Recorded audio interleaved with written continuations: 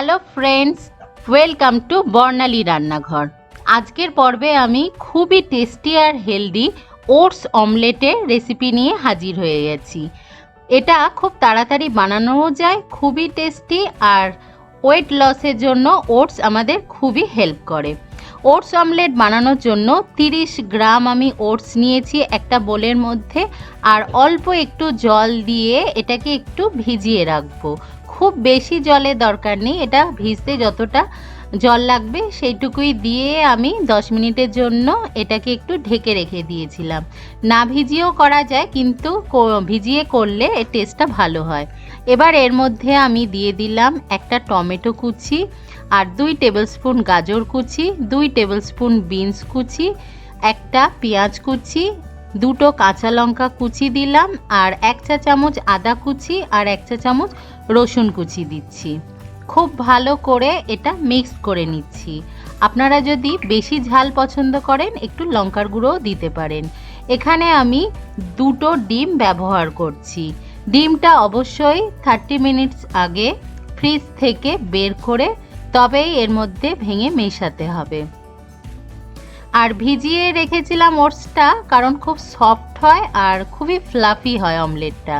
স্বাদ অনুযায়ী নুন দিলাম, নুনটা একটু বেশি দিতে হবে কারণ এর মধ্যে অনেকটা ভেজিটেবলও অ্যাড করা হয়েছে। খুব ভালো করে মিক্সড করে নিচ্ছি, আর এটাকে আমি 5 মিনিটের জন্য আরেকটু রেখে দেব, তারপরে অমলেটটা বানাবো।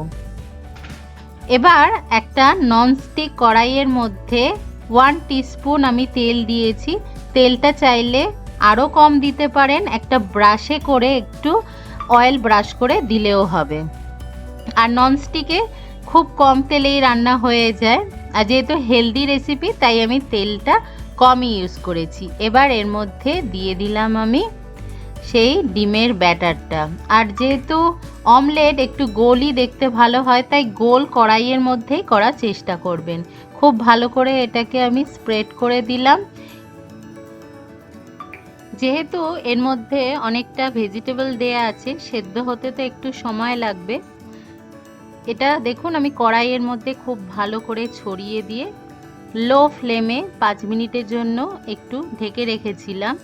এখন সবজিগুলো অনেকটা কুকড হয়ে গেছে। এবার এটাকে সাবধানে উল্টিয়ে দিতে হবে। খুব সাবধানে আমি উল্টিয়ে দিলাম। এবার আর আমি ঢাকা দেব না, কারণ ঢাকা দিলে খুব বেশি সফট হয়ে যাবে। একটু হালকা ক্রিস্পি হলে খেতে ভালো লাগে। আমি মিডিয়াম ফ্লেমে আরও 5 মিনিটের জন্য রেখেছিলাম। এখন আমাদের ওটস অমলেট একেবারে রেডি। এবারে এটাকে আমি কেটে পরিবেশন করব। এটার সঙ্গে আপনারা যে কোনো সসও দিতে পারেন বা শুধু শুধুও খেতে পারেন। খুবই টেস্টি একটা রেসিপি।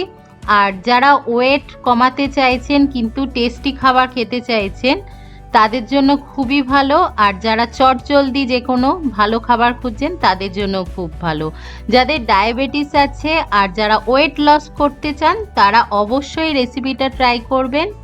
খুবই হেলদি আর টেস্টি একটা রেসিপি। আজকের রেসিপিটা যদি ভালো লাগে লাইক করবেন, কমেন্ট করবেন, আর শেয়ার করতে ভুলবেন না। আর যারা এখনও বর্ণালী রান্নাঘর সাবস্ক্রাইব করেননি অবশ্যই সাবস্ক্রাইব করে আমার পাশে থাকুন। দেখা হবে আবার পরের রেসিপির সাথে। সবাই ভালো থাকবেন, ভালো খান, সুস্থ থাকুন। বাই।